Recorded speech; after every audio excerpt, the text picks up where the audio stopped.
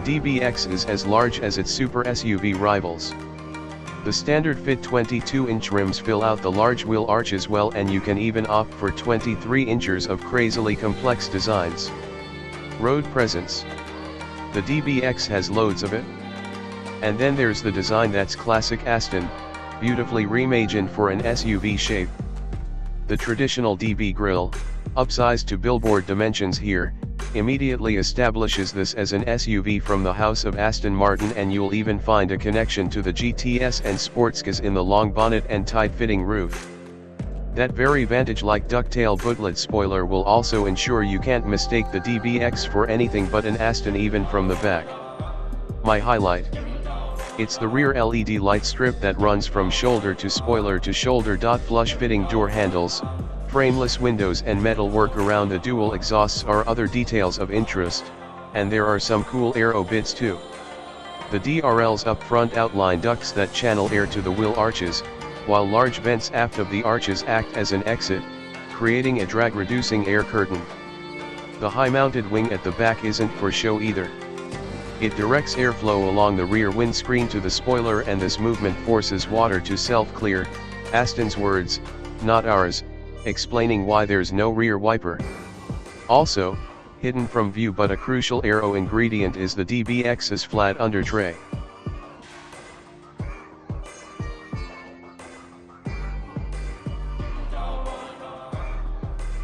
The DBX's sculpted seats hold you snugly, the driving position is spot on, and touch points like the glass start-stop button, large metal paddle shifters and even leather sun visors feel suitably expensive. The window buttons don't, but in the larger scheme of things, it's a small complaint. There's a pleasing look to the dashboard too. It's not got the multiple screens that are de rigueur today, but that's just fine. The capacitive switches for the climate control system do a better job than a dedicated screen would have. However, what does feel out with the times is the 10.25-inch center screen. You'd expect it to be a touch screen, but it isn't. Based on Mercedes' last-gen infotainment system, it's operated via a rotary controller at the center console.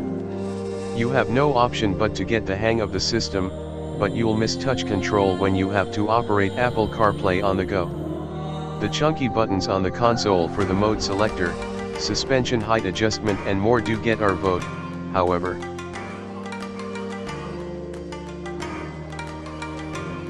In terms of features, as standard, the DBX gets bi-LED headlamps, air suspension, 12.3-inch digital dials, a 10.25-inch screen, a 360-degree camera, 64-color ambient lighting, an 800W sound system, 3-zone climate control and powered front seats.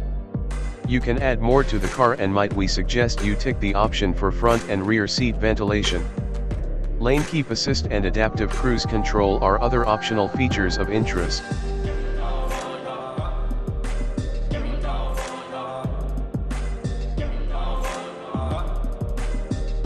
The DBX caters to rear seat occupants well too. Where the Rapide, the last Aston for the family, felt cramped at the back, the DBX is suitably spacious. The substantial 3060mm wheelbase equals lots of legroom at the back, and headroom is great too. Large windows and the panoramic glass roof help accentuate the feeling of space inside. The stylish seats are comfortable, but the high center tunnel means the middle passenger will have to make some compromises in seating position.